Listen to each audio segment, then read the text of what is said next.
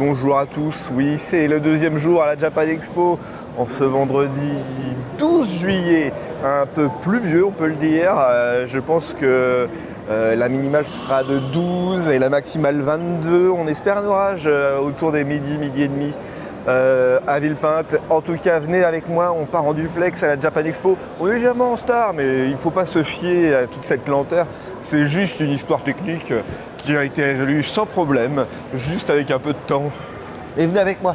Du coup, on va passer déjà sur des endroits qu'on a déjà fait un peu hier, mais on va pas trop s'y attarder. Il y a juste un endroit que j'aimerais bien faire, c'est le coin un peu des jeunes talents. Ouais, vous savez que j'aime bien quand les jeunes se lancent dans ce genre d'aventure. Et je crois qu'ici, dans le coin qu'on va aller là-bas, pas très français ma phrase, il y aura, je crois, des jeunes éditeurs, des jeunes artistes, des jeunes auteurs. Et on va voir un petit peu ce qu'ils proposent. On a seulement une demi-heure pour ce duplex ce matin. Je pourrais enchaîner demain, au pire, ce sera bien grave. Mais en tout cas, la Japan Expo ouvre à 9h30 et 9h32. On va se taper un flot de gens cosplayés comme Jaja. Mais c'est pas bien grave. Je vais subir... Non, je vais pas le subir. Je vais faire face. Ouais, c'est mieux de dire je vais faire face à tout ce flot de gens complètement ahuris qui veulent dépenser des 1000 et des cents pour une épée d'un manga random et des mangas avec des épées dedans. Allez, venez avec moi. Parce que du coup, ça, oui, on l'avait fait avec Kirima-san un peu hier. Je pense qu'il y a des trucs intéressants, mais on va pas trop s'y attarder. Il y a donc Vega Dupuis qu'on a vu qui avait du coup édité le comics sur les Totally Spies. Et il y a plein de trucs, mais je connaissais pas du tout cette branche de Dupuis. Dupuis qui est un éditeur français de renom, qui existe depuis bien longtemps. Mais du coup, ils ont fait une branche apparemment pour les comics et pour la culture un peu geek, voire même manga, je sais pas trop. Alors il y a une queue de folie là, je sais pas du tout ce que c'est que ces gens. Waouh! Alors attends, ok, d'accord. Là, il y a une queue pour Clown World. Je ne sais pas du tout ce que c'est.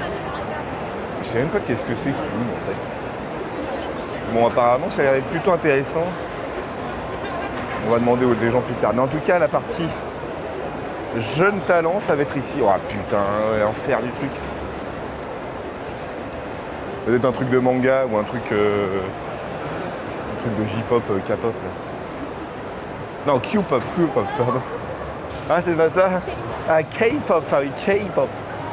Donc du coup, on va aller là. Je repère déjà des artistes qu'on avait déjà interviewés, ou en tout cas qu'on avait déjà vus dans d'autres conventions. On va voir un petit peu ce qu'il y a. Alors, c'est beaucoup des goodies, beaucoup des trucs comme ça. Mais regardez un peu tout ça, là. Alors, il y a des trucs, je préfère vous le dire tout de suite, qui sont intéressants, mais qui ne m'intéressent pas particulièrement. Il y a des trucs en mode pixel art. Il y a beaucoup d'éditions, beaucoup de trucs comme ça, mais moi je cherche des artistes, ou en tout cas des auteurs que je n'ai pas pu interviewer parce que, bonjour, ceux-là je les ai déjà interviewés, c'était à la Paris Fan Festival. Non, si c'est Paris Fan Festival.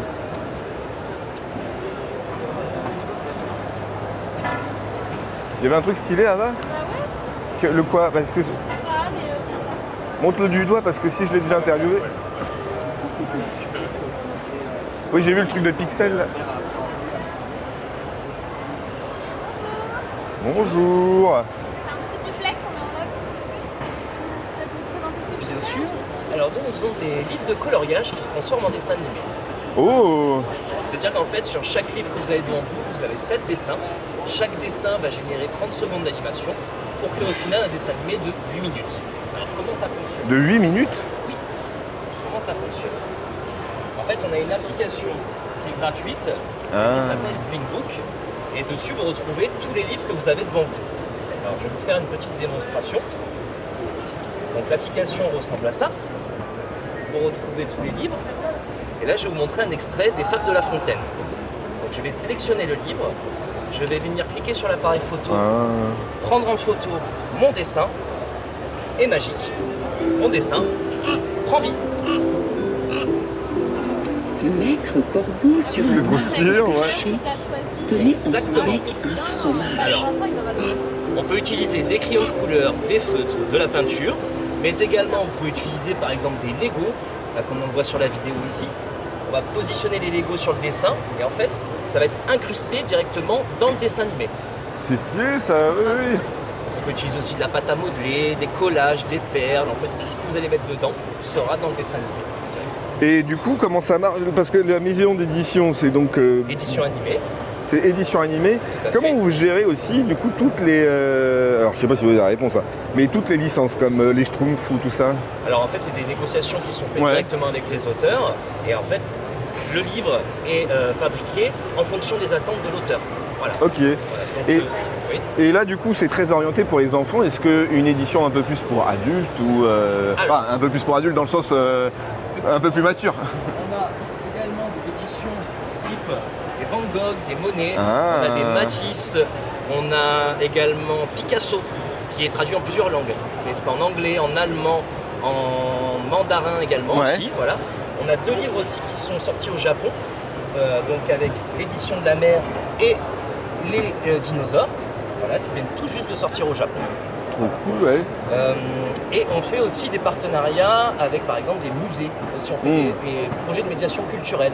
Avec le Quai Branly notamment, on a créé un livre de dessin animé qui permet de faire le tour du musée et de permettre à l'enfant de connaître un petit peu les œuvres d'Internet.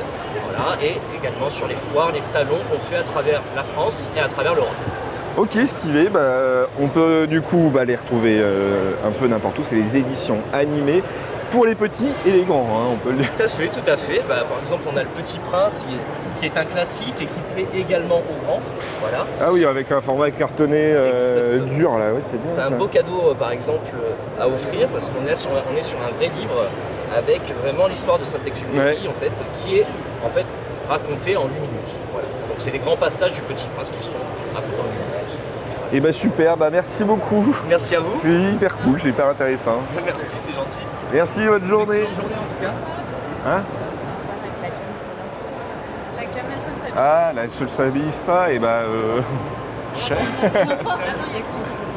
c'est sur Anjou Pop Corner, on est sur Twitch. Sur Twitch. Ouais, on peut vous donner le lien après si vous voulez pour récupérer la rediffusion. Je veux bien, vous repasser. Ouais, je repasserai. Ok, super. Merci beaucoup. Excellente journée. Merci. Et bah ouais, c'est bien ça, c'est une bonne forme de... hein? Ok. C'est une bonne forme de diffuser les œuvres. Là, on a vu Le Petit Prince, qui est un livre, un des livres les plus vendus et les plus connus. Et justement, découvrir ça, Le Petit Prince, au travers d'une forme de lecture un peu différente, qui est de la lecture avec de l'animation et surtout de l'animation personnalisée par rapport à ce qu'a fait l'enfant, c'est quand même plutôt pas mal. Allez, venez, on va continuer. Ça, on l'avait déjà fait, mais je crois que c'est Peggy 18. Hein. Mais c'était hyper cool ce qu'elle faisait. Il y a beaucoup de trucs Peggy 18 hein, quand même. Unbelievable. Wow! Wow! Attention là! Si je me mets comme ça va. Ah, c'est les fils qui ont tout cassé. Hein? Ah bah encore, ah bah tiens, il y a BPK là qu'on avait déjà vu. Ils sont partout et ça c'est scié. C'était les artistes qui avaient fait une formation je sais plus, au Japon, enfin un truc très, très compliqué. Et qui font des trucs vraiment très très stylés. Mais là, il n'y a rien qui... Bonjour! Et on est en live sur Twitch, est-ce qu'on peut faire juste une petite interview, c'est possible? C'est vous l'artiste? C'est notre invité. Ah! C'est pas l'artiste. Bah, on va repasser au pire, c'est pas grave. Après, l'artiste, elle est à un autre stand de Super Harry Potter. Ah! C'est un peu plus loin, c'est R148. D'accord, bah... Sorcière, donc vraiment, si vous voulez parler de tout ce qu'elle fait, ça sera plus amène de... Oui, bah oui, j'ai repassé. Super, bah, merci beaucoup. On peut pas tout avoir, c'est sûr. On va essayer de choper les artistes hein, ou les trucs comme ça, mais je sais pas, je suis un peu Je cherche un truc avec quoi parler. S'il y a des trucs que je connais, il y a des trucs que j'ai déjà fait, mais je veux un truc original et pas juste de la reproduction, quoi. La reproduction d'œuvres, je veux dire. Après, derrière, on peut se balader, on peut découvrir aussi des trucs, hein. Sans forcément interviewer des gens en random, comme ça. Regardez une boutique de cuir, trop stylé.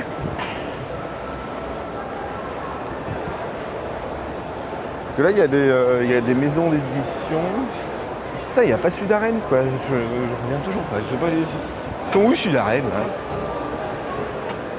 Les poteaux Sudarène, je ne sais pas où ils sont partis. Mais au pire, on va se balader et on va vous faire découvrir de l'intérieur la Japan Expo. Vous allez voir comment l'immensité de ce festival, cette convention, qui est un peu le Delbord. Je pense qu'en se baladant... Ah bah tiens, voilà, on peut aller regarder ça déjà. Regardez-moi comment c'est joli. Alors à mon avis, c'est juste des trucs faits à la chaîne. Hein. C'est pas des artistes en particulier, mais c'est stylé, ouais. Arrête de filmer ses fesses, c'est... Ah bah GTO, tiens, t'avais une question pendant la roulée des filles. Great Teacher Onizuka. 4 size. Ça c'est les 4 sizes, ouais. Il y a des trucs un peu stylés. Alors par contre là tu vois, il y a des trucs que je connais pas trop. Ça c'est qui? C'est Goldorak? Ou alors c'est Dynamic Heroes comme il y a marqué au-dessus, mais en vrai je connais pas du tout. Alors attends, il n'y avait pas aussi le studio... Merde. Non mais Pardon. J'ai ma qui... Non. Oui, il y avait un truc, un stand... Il n'y avait pas un stand officiel Nintendo là, je sais pas quoi. le Nintendo Store. Ouais. Mais il est à Perpète Nintendo. Bah et alors? Mais pourquoi pas? Pourquoi pas? On va pouvoir marcher. Mais non, mais après, le duplex, c'est ça aussi, c'est de voir un peu le truc de l'intérieur. Ils sont là qui Ah merde. Ah non, mais moi je pensais que c'était quelque chose de convenablement possible à faire à pied, quoi. Et surtout dans la bonne direction. Mais là, j'ai l'impression qu'on n'est pas sur la bonne direction. Il y a des trucs de saké aussi, mais je sais pas si c'est... Là, on est dans un truc de bouffe, là. Qu'est-ce que c'est? Mais naturellement, je vais dans les trucs de bouffe, c'est quand même dingue, ça. On se balade un peu, mais... Ah, t'as vu? T'allais sniffer les trucs de bouffe, là-bas. Mais j'ai rien trouvé. Non, mais on se balade un peu, quoi. Ah, il y a Akira, tiens. Akira qui est vieux comme Jaja. Exhibition Goods. Je vais demander, je vais poser des questions. Vous êtes fort en Akira, c'est ça? Alors, Juste, vous êtes qui, du coup? moi je suis sur ce stand. C'est un stand du coup où il y a plusieurs types de livres. Et donc ici en fait c'est la partie dédiée aux produits qui sont de l'exposition des cellulos d'Akira qui a lieu au Japon du coup comme on peut le voir. Enfin, qui a eu lieu au Japon. Il y a plusieurs posters. Et donc on a des produits justement de cette exposition. Il y a des t-shirts, il y a des cellulos, des clear files, des stands acryliques et évidemment la version en manga. C'est des cellulos officiels? Enfin, c'est des reproductions? Oui, c'est des reproductions, Ah bah, je sais pas, mais c'est officiel. C'est ça, c'est des reproductions mais officielles. Et donc là-bas, on a aussi du coup la compilation des œuvres de Otomo. Ouais. Donc en fait en plusieurs volumes, en japonais bien sûr, et on a évidemment les mangas Akira directement. Qui sont là des émissions françaises, celle-ci, non? Celle-ci, il me semble que c'est peut-être japonais. Ouais, je sais c'est pas. peut-être Peut-être japonais. qu'on a les deux, je sais pas. Mais voilà. Et parce que Akira, le manga et l'animé sont sortis il y a maintenant plus de 30 ans, non, je pense. Oui, largement. Du coup, ça a été quoi l'impact d'Akira sur la culture japonaise et voire même française? Parce que je sais qu'il y a eu un gros... il y a eu un gros changement, ça a été un peu... avant et un après. ouais. Déjà, c'est que le film, il sort en version film, alors que donc il coupe énormément de choses du manga. Le manga qui est assez long. Et le film, justement, résume un peu tout en 2 heures. Ça reste quand même une œuvre de science-fiction, qui peut parler au grand public. En France, elle a été traduite, doublée, etc. Donc on a quand même énormément d'accessibilité qui s'est rajoutée à ça. et évidemment sur son propos, que ce soit l'anti-guerre ou sur l'humanité, il y a quelque chose à raconter et c'est un film quand même qui a réussi à s'ouvrir à un public assez large sans pour autant renier justement ce qui lui permettait d'accéder à des factions plus niches, justement ces thèmes un peu plus sombres, on va dire, que les films, les autres grands films d'animation, par exemple Ghibli auxquels je pense, qui sans que ce soit quelque chose qui leur fasse démériter quoi que ce soit, ça reste des choses plus légères. Bah c'est ça, c'est-à-dire qu'Akira, moi j'ai fait l'erreur de regarder ce film-là, j'avais peut-être 12 ans. Oui, voilà, ça Et j'ai encore des sales souvenirs dans la tête quand même. Avec les dessous de son bras, etc. Ouais. Et surtout la fin où il commence à grossir et ça part en c'est couille. les problèmes avec la chair, tout ça. Ouais, mais c'est très Carpenter en fait, c'est très... c'est vrai qu'il y a ça, le côté pas body horror, mais quand même presque en fait. Oui, c'est ça, bah oui, grave. Ouais. Et du coup, alors là, l'exposition, elle se passe à Tokyo, c'est ça? Alors oui, c'est ça en fait. Donc là, il y a le poster sur lequel il y a marqué. En fait, c'était en 2023, du coup, en août. Il y a eu une exposition, comme au Japon, il y a énormément d'expositions sur justement les grandes œuvres, tout ça. Et donc ça, c'est des produits justement de cette exposition qui sont en édition limitée forcément, étant donné qu'elle a eu lieu sur un peu moins d'un mois l'année dernière. Et voilà. Et on suppose que c'est possible qu'il y ait une exposition Akira aussi en France ou ça a déjà existé, tu sais ça? Alors personnellement je crois pas qu'il y ait déjà eu ça. Il me semble qu'il y a déjà... Ah quoique, si, peut-être. Ouais. Je préfère pas m'avancer. Je comprends, mais je sais que Akira aussi en France a eu un gros impact, donc du coup ça m'étonnerait même pas qu'il y ait d'exposition. En vrai, oui, non, ça m'étonnerait pas, personnellement ça m'étonnerait pas.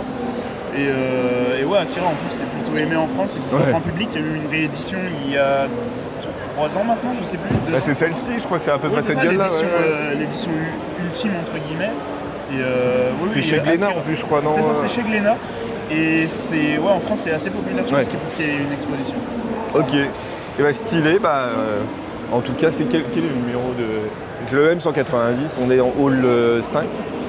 Et du coup, tous les goodies de l'expo Akira qui s'est trouvé à Tokyo. Super, merci beaucoup. Merci à vous. Au revoir. Mais oui, Akira, c'est trop bien là. Ah oui. Ah ouais, trop stylé. Bonjour. On est en live sur Twitch, on peut vous poser 2-3 questions? Oui, tout à fait. Il n'y a pas de souci, c'est moi qui suis responsable. Alors, est-ce que vous pouvez décrire un peu qu'est-ce que vous faites? Bien sûr. Ça là. Voilà. Alors nous, on est la Cité internationale de la tapisserie. On est un musée, on est situé en Creuse, à Aubusson, donc à peu près au plein milieu de la France.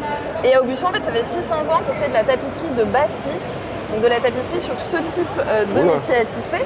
On est ici avec Théa Nicolas qui va tisser pendant tout le salon Japan Expo avec nous. Et Théa est une jeune lissière qui a été formée chez nous en fait il y a quelques années. Parce que la tapisserie à Aubusson, ça continue. Et nous, la Cité, en fait, on s'est lancé en 2020 dans un projet de collaboration avec le studio Ghibli pour réaliser 6 tapisseries d'après les images des films de Hayao Miyazaki. D'accord. Voilà, donc on a choisi 6 images dans 5 films différents.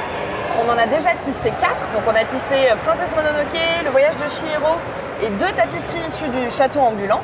Et actuellement, on est en train de préparer le tissage de la 5e, qui sera la plus grande. Elle va faire plus de 31 mètres carrés. Pardon? Plus de 31 mètres carrés, je le fait beaucoup là, non? Donc un peu plus de 7 mètres sur un peu plus de 4 mètres de haut. Ah oui, d'accord, ok. Et c'est cette image qui a été choisie. C'est Mon voisin Totoro. Voilà. Mon voisin Totoro, évidemment, c'est la mascotte de Ghibli, c'est le film le plus connu. Voilà, on a choisi cette très belle image qui représente la sieste de Mai et Totoro. Voilà, la première rencontre dans le film au moment où elle tombe dans sa tanière. Et donc pour nous aider à financer le tissage de cette tapisserie qui va être la plus grande de la tenture, on a lancé une campagne de financement participatif sur la plateforme KissKissBankBank. Il y a quelques semaines maintenant, elle se terminera fin juillet. Et voilà, l'idée c'est d'essayer de nous aider à donner vie à Totoro en tapisserie d'Aubusson. Et qu'est-ce qui vont devenir les tapisseries une fois qu'elles seront produites? Elles seront exposées ou elles seront vendues? Elles seront exposées. En fait, nous, on est un musée, donc on est une institution publique. Donc, ces tapisseries font partie des collections publiques. C'est un bien commun français. Et donc, elles sont exposées chez nous, mais on les prête également. Par exemple, le château ambulant est en ce moment au Japon, à Hiroshima. Il est exposé au sein d'une expo Ghibli. Voilà. Et puis Princesse Mononoke partira l'an prochain pour 6 mois à l'Expo universelle à Osaka, dans le pavillon de la France. Ah, c'est trop cool ça. Et généralement, ça met combien de temps pour faire une tapisserie? Imaginons celle qui fait 30 mètres carrés. Ça va prendre 2-3 ans, on va dire. Alors pour Totoro, on part sur 2 bonnes années de travail. Donc il faut compter 6-7 mois de préparation voilà, pour choisir les couleurs, les teindre, choisir les matières qu'on va utiliser, réaliser le carton, hein, donc le modèle de la tapisserie. Ah oui, ouais. Aussi. Et puis ensuite, on part là quand même sur au moins 1 an et demi de tissage. Ah ouais, d'accord, ok. Alors on peut il y a tisser déjà à tout un plusieurs. travail de préparation avant, en fait. C'est ça qui dure très il y a quand longtemps même aussi, un gros travail de préparation. C'est vraiment un travail collectif, la tapisserie. La Théa, elle est sur un petit métier, elle est toute seule. Mais évidemment, on a des métiers beaucoup plus grands sur lesquels on peut travailler à plusieurs. Et ça, c'est une technique de tissage quasiment médiévale, non, celle-ci? Tout à fait. La tapisserie, ça arrive en Creuse au XVe siècle, à peu près. Et en fait, c'est une technique qui a très peu changé depuis le XVe siècle. Il y a eu une petite modification technique sur les métiers à tisser, donc c'est vraiment pas grand-chose. Ouais. Et comment ça se passe du coup aussi? Parce que quand je vois l'image, je vois qu'il y a un ensemble de couleurs. Ouais. Comment on mélange les fils justement pour que les couleurs se touchent, mais qu'il y ait que ça s'accorde bien, quoi. C'est peut-être Théa qui est la mieux placée pour répondre à cette question. Alors, je vais lui passer le micro. Oui, très bien. Ouais. Pour que ça tienne, en fait, la laine, elle s'entasse au fur et à mesure. Ouais. C'est bien maintenu. Après, il y a des techniques pour lier des couleurs. Parce que quand on est à la route, les fils ne sont pas reliés entre eux. Donc là, on a ce qu'on appelle un relais ouvert. Mais j'aurais pu très bien faire des murs comme ici. Ah oui, d'accord. Ouais. Continue, mais cette petite zone. Et il faut aussi aller vite. Les tapisseries soient finies à la fin. Ah bah bien sûr. J'ai pas pris le temps de faire des murs, mais c'est aussi. Et on peut les coudre aussi. Ok, ouais. On peut les coudre aussi. Parce que moi j'utilisais, j'ai fait du canevas, mais c'est pas du tout la même méthode, quoi. Mais c'est toujours très long et justement quand il y a des couleurs qui s'enchaînent, il faut avoir la bonne technique pour pas se retrouver comme un con à savoir où est-ce que je dois trouver la couleur, quoi. Et du coup, on sait s'il va y avoir une exposition aussi, par exemple à Paris ou quelque chose comme ça? Alors, par exemple, Princesse Mononoke a été présentée l'année dernière tout l'été au musée du Quai Branly à Paris. Ah oui, d'accord, ouais. Voilà, et donc oui, il y aura des prêts, bien sûr, il y aura d'autres prêts à Paris à l'avenir. Il y a aussi pas mal de prêts à Bordeaux. Oh ouais, voilà, on a un partenariat avec la ville de Bordeaux où on expose chaque tapisserie de la tenture, une par une, dans un lieu ouvert gratuitement au public. Ok, stylé. Et il y a moyen aussi de rejoindre du coup le musée comme bénévole ou même comme tapissière, je sais pas si ça se dit. Comme lissier, alors on dit les lissiers et les lissières à Aubusson. Surtout les lissières, c'est beaucoup de femmes aujourd'hui. Et en fait, nous, on a une formation à la Cité en 2 ans, c'est un brevet des métiers d'art. Ouais. Et tous les 2 ans, on recrute une nouvelle promotion de 10-12 personnes. D'accord. Voilà, donc oui, c'est tout à fait possible. Et puis c'est possible de venir visiter la Cité de la tapisserie, évidemment, pour voir les tapisseries Miyazaki, pour voir les tapisseries qu'on a faites aussi avec la famille Tolkien, d'après les illustrations de Tolkien. Et puis pour découvrir aussi toute l'histoire de la tapisserie d'Aubusson. Voilà, on est à Aubusson dans la Creuse et on est ouvert tous les jours, sauf le mardi. Ok. Et les tapisseries, c'est là où c'est beaucoup d'exemples autour de la pop culture, mais vous faites aussi de la tapisserie sur des modèles plus classiques, on va dire? Alors on achète des tapisseries anciennes. L'idée c'est d'avoir une collection qui soit représentative de l'histoire de la tapisserie d'Aubusson. Mais par contre on fait aussi des tapisseries avec des artistes contemporains. Ah oui, ouais. C'est-à-dire que on va leur demander de nous soumettre des projets. On a fait des choses assez folles. On a fait une baignoire en tapisserie par exemple. D'accord. Je peux vous montrer des photos. Ah bah grave. Je sais pas si on a un magazine là. Ouais, super.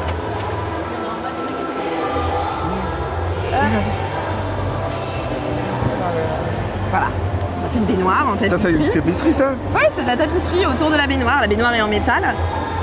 Et on fait la tapisserie. Et ça prend l'humidité, ça, c'est sûr. Alors oui, la baignoire n'est pas très fonctionnelle.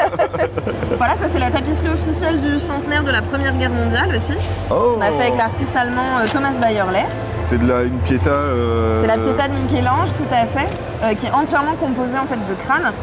Thomas Bayerley, c'est un artiste de l'art optique, donc il va chercher comme ça des effets, des formes qui apparaissent, avec des jeux de volume et d'illusions d'optique. Voilà, donc on a fait, ça fait On a commencé à travailler avec des artistes contemporains en 2010, on a fait une 50aine d'œuvres, à peu près. Voilà. Donc on a fait tout format, on a fait des meubles. Voilà, donc on peut découvrir ça aussi à la Cité, l'actualité de la tapisserie dans l'art contemporain. Et bah trop cool, et bah super. Alors, en tout cas, on vous retrouve sur votre site internet et puis il y a le Kiss Kiss Mang Mang aussi, du coup pour soutenir les tapisseries, la réalisation des tapisseries autour du studio Ghibli du coup. Et bah oui, avec plaisir. Super, bah merci beaucoup. Bah, merci à vous. Et puis bon salon. Merci vous aussi, au revoir. Et bah voilà, incroyable, on découvre plein de trucs. Et quelle heure? Pour le plateau de 10 heures, il reste 5 minutes. Il reste 5 minutes? Ouais. Ok, venez avec moi. On en découvre des trucs tout de même. Et des trucs plutôt pas mal. J'avoue que je suis parti en mode, oh là là, je vais rien trouver et tout. Et puis finalement, le truc d'Akira, parce qu'Akira, comme j'ai pu le dire, c'était une œuvre qui m'a beaucoup impacté moi, parce que j'ai vu sans doute beaucoup trop jeune. Mais c'était quelque chose qui m'avait beaucoup impressionné dans le terme de violence. Et puis, alors, j'ai plus les dates en tête, mais pour moi, Akira, c'est un truc qui est sorti, je sais pas moi, 80, 90, quoi, début 90, au pire, quoi. Mais bon, à ce moment-là, les mangas, pour moi, c'était pas si violent que ça, quoi.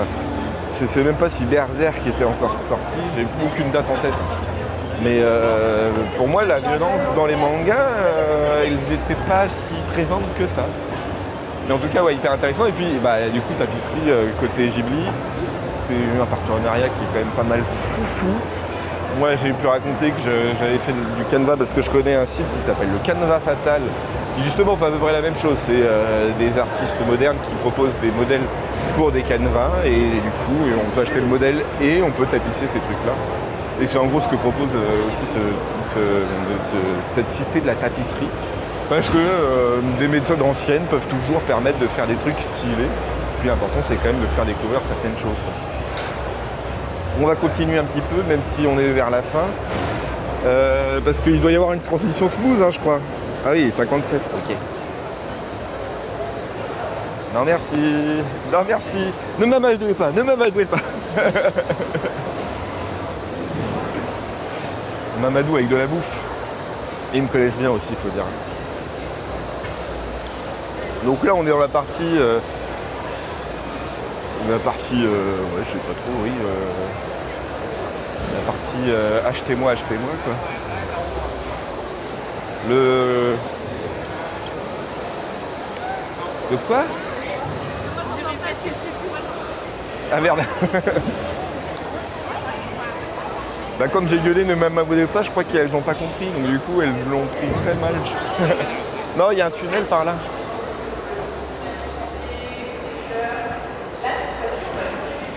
Tu veux pas le drac au feu à 450 balles là? Ouais. Ça se tente, hein. Allez. On l'achète ou on le vole, tout est possible. Wow. Si on court vite, ça va. Ah là, il fait la partie bouffe. Sur le stand de whisky là, mais on avait plus le temps. Hein? J'ai failli t'emmener sur le stand de whisky. Ah. Toi aussi, tu me connais bien. Ah oui? Ouah, il y a toujours c'est toujours une bonne heure, quoi. Là, il y a le stand de gastronomie putain, qu'on n'a jamais eu, je crois. On n'a jamais eu. Ça serait intéressant de l'avoir à un moment donné. Peut-être pas ce week-end-là, mais... Non, par contre, moi, j'aimerais bien voir où est le stand des Tamagotchi, là. Oui. Où est le stand? Attends, il y avait un autre truc que je voulais faire, je sais plus quoi, mais bon, c'est pas grave.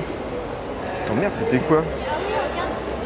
Ah si, ouais, c'était Aurélien Montero, là, hier, qui racontait qu'il y avait des stands qui vendaient des vinyles de musique de jeu, d'OST de jeu. Je voudrais bien voir où est-ce qu'il a trouvé ce truc-là. Moi, je suis chaud. Oui. On va sortir du couloir tout de même pour avoir une belle vision de ce qui nous attend dans la journée. En tout cas, c'était très intéressant ce qu'on a vu. C'était un peu court parce qu'on a commencé un peu tard. Mais c'est pas bien grave. C'est sportif, c'est sportif. Unbelievable. Regardez-moi, on arrive dans notre hall à nous, qui est assez calme, on peut le dire. Normalement, si les choses sont bien faites, on va avoir aussi une exhibition dans le week-end sur les cartes Yu-Gi-Oh! C'est en préparation, il y a tout un bordel à faire. J'aimerais bien essayer aussi l'Orcana, le trading cards de l'Orcana pour voir le truc de Disney. Mais encore une fois, si c'est un bordel en termes de diffusion, on ne le fera peut-être pas. Mais en tout cas, c'est fini pour moi en duplex. On retrouve Karim Hassan avec je sais plus qui. J'ai en plateau là. Non, si, c'était qui? Tu sais ou pas? Je sais plus. Allez, au revoir. À vous les studios.